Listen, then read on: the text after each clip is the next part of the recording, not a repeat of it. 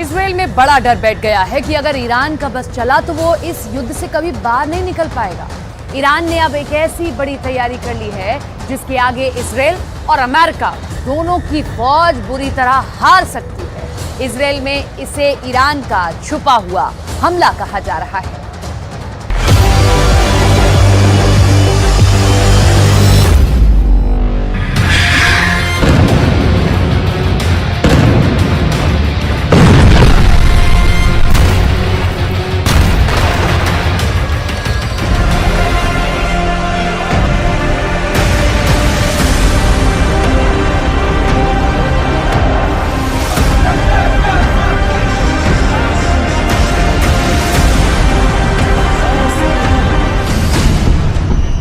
Iran का ऐलान, Israel का विनाश शुरू।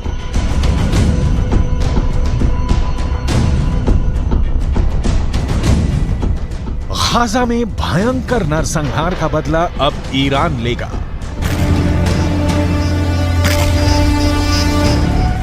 ईरान के सुप्रीम लीडर अली खामनेई ने ऐलान कर दिया है कि भले ही हमास और इजरायल के बीच सीज फायर हो गया हो, लेकिन ईरान गाजा में गिराए गए एक एक इजरायली बम का खूनी बदला जरूर लेगा।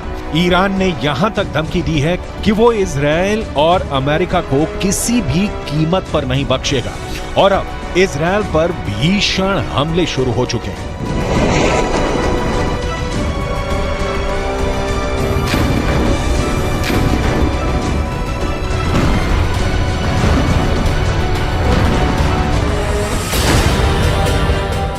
गाजा में एक एक बम का बदला लेगा ईरान।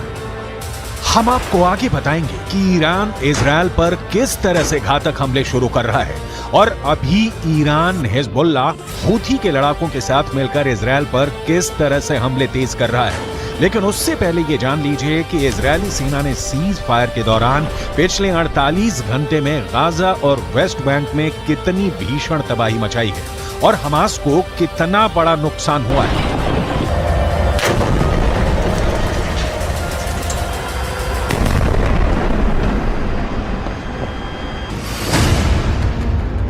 इजरायल सुरक्षा बलों यानी आईडीएफ ने दावा किया है कि पिछले 24 घंटे में हमास के नौसेना बल के कमांडर को उसने मार डाला है।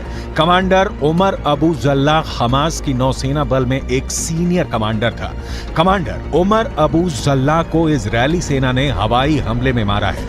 अब तक हमास के 70 से ज्यादा कमांडर मारे जा चुके हैं। कमांडर उमर अबू जल्लाह से पहले दक्षिणी खान यूनुस बटालियन के कमांडर बिलाल अल कीदरा मारा गया था, जबकि उससे पहले कमांडर अयमन नोफेल और मेजर जनरल जियाद मोहिसेन भी मारे जा चुके हैं। जबकि हमास कमांडर मुराद अबू मुराद, अली कादी और मोहम्मद कटमश को भी आईडीएफ मार चुकी है।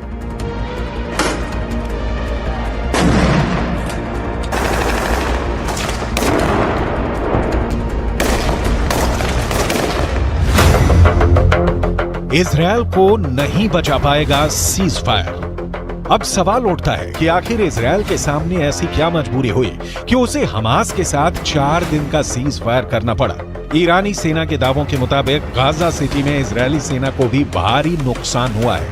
ईरान का यहां तक दावा है कि भले इजरायल अपने 70 सैनिकों के मरने का दावा करे, लेकिन हकीकत में इजरायल के 10 से 20 गुना सैनिक गाजा सिटी में सीधी जंग में मारे जा चुके हैं। इसीलिए ईरान के सुप्रीम लीडर अली खामनेई 4 दिन के सीज फायर शुरू होने के साथ ही ऐलान कर दिया था कि गाजा में गिराए गए एक एक इजरायली बम का बदला लिया जाएगा।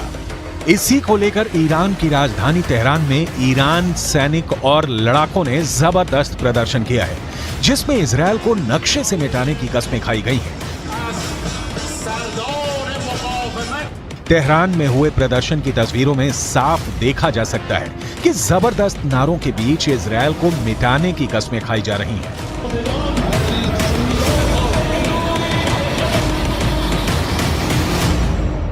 در نجات مردم فلسطین اقدام تعیین کننده‌ای یا انجام دهد بر ناامیدی ملت‌ها از دولت‌ها و بی‌تابی آنها در دفاع از فلسطین افزوده می‌شود. ईरान का ऐलान, इजरायल का विनाश शुरू। पश्चिमी मीडिया के मुताबिक नेतन्याहू के लाख चेतावनी देने के बावजूद ईरान बंकरों में छिपे अपने घातक हथियारों से इजरायल पर बड़े हमले की तैयारी कर चुका है। एक अनुमान के मुताबिक इजरायल पर हमला करने के लिए ईरान ने शाहिद सीरीज के आत्मघाती ड्रोन तैयार कर चुका है। इसके अलावा मुहाजिर 10 अराश 2 ड्रोन भी ईरान के बेहद घातक हथियार हैं, जो इजरायली शहरों को तबाह कर सकते हैं।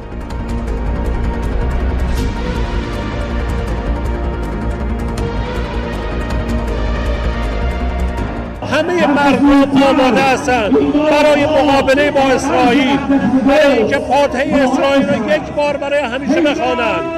امیدواریم برایشون عبرتی باشه، دست از شرارت ها برداره. हमास का साथ ईरान और हिजबुल्लाह जबरदस्त तरीके से दे रहे हैं।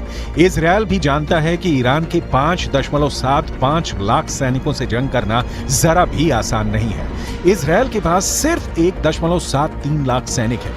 इजरायल की 4.65 लाख के रिजर्व फोर्स को जोड़कर भी इजरायल ईरान के आसपास नहीं टिकता है। अब ऐसे हालात के बीच इजरायल का ये कहना है कि वो पूरे मिडिल ईस्ट में कहीं भी कभी भी बमबारी कर सकता है। ये दावा वाकई हैरान करने वाला है।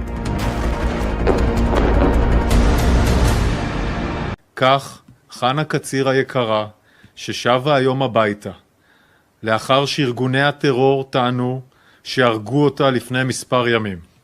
לכן, יש להסתמך על דיווחים של גורמים רשמיים בלבד. בעזה, בשעות הבוקר, כוחות צה"ל נערכו בקווי ההפוגה בשטח רצועת עזה. המפקדים תודרכו והכינו את הכוחות להתנהלות במהלך ההפוגה. ביטחון הלוחמים שלנו लेकिन ये भी सच है कि गाजा पट्टी को 60% तक इजरायल तबाह कर चुका है। इधर 1.5 महीने से ज्यादा की जंग में लगभग 15,000 से ज्यादा लोग गाजा में मारे जा चुके हैं। लगभग 3,000 लोग अभी भी कब्रिस्तान बन चुके उत्तरी गाजा की इमारतों में दफन है। लगभग 50 दिन की जंग में इजरायली वायुसेना ने 35,000 से ज्यादा बम उत्तरी गाजा, दक्षिणी गाजा और वेस्ट बैंक पर बरसाए हैं। 70 से ज्यादा हमास के कमांडर मारे जा चुके हैं। इजरायली फोर्स ने हमास के इस्लामिक जिहाद परिषद के मुख्यालय, कमांड सेंटर, सैन्य परिसर, दर्जनों launcher pad, anti tank post और वॉच टावर को मलबे में बदल दिया। इस दौरान फिलिस्तीनी इस्लामिक जिहाद आतंकवादी संगठन के सैन्य मुख्यालय को भी नष्ट कर दिया गया। इसके अलावा आईडीएफ ने हमास के कई बुनियादी ढांचे को भी बर्बाद कर दिया। इधर हमास के टॉप कमांडर इस्माइल हानिया ईरान के साथ मिलकर इजरायल से लंबे युद्ध की जबरदस्त तैयारी कर रहे हैं। जरा इन तस्वीरों को देखिए। हमास के नेता और टॉप कमांडर इस्माइल हानिया ईरान के विदेश मंत्री हुसैन अमीर अब्दुल्लाहियान के बीच एक जबरदस्त मीटिंग हो चुकी है।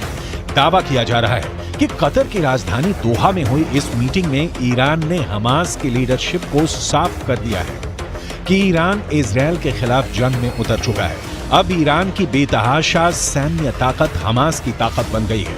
यानी गाजा में इजरायल को सिर्फ हमास से नहीं बल्कि ईरान की सेना, लेबनान के हिजबुल्लाह लड़ाकों और हमास के सुरंग जिहादियों से जंग करनी पड़ेगी। אני כבר רואה את האזרחים של עזה הולכים עם דגלים לבנים לאורך החוף ונעים דרומה. וחיזבאללה גורר את לבנון למלחמה שעלולה לקרות. והוא עושה טעויות. אם הוא יעשה טעויות מהסוג הזה כאן, गाजा में एक एक बम का बदला लेगा ईरान। लेकिन वहीं दूसरी तरफ इजरायली सेना के हौसले 7वें आसमान पर पहुंच गए हैं। जरा देखिए कैसे इजरायल की एयरफोर्स के चीफ मेजर जनरल टोमेर बार ने एक टीवी चैनल पर ऐलान किया कि जरूरत पड़ने पर पूरे मिडिल ईस्ट में कहीं भी बम गिराए जा सकते हैं। इजरायली वायुसेना प्रमुख की ओर से आए इस बयान को खास तौर से ईरान और हिजबुल्लाह के लिए चेतावनी की तरह देखा जा रहा है। इजरायल की वायुसेना चीफ ने कहा है कि हम हमास पर चौतरफा हमले कर रहे हैं, उसको जमीन पर और जमीन के नीचे मार रहे हैं। हमारे जवानों ने हजारों आतंकवादियों और उनके ठिकानों पर हमला किया है। हमने हमास को खत्म करने की कसम खाई है और हम उनको चुन चुन कर खत्म करेंगे। हमास के किसी भी ठिकाने और मददगार को नहीं छोड़ा जाएगा। इजरायल की वायुसेना पूरे मध्य पूर्व में जहां भी जरूरत होगी वहां कार्रवाई के लिए पूरी तरह से तैयार है।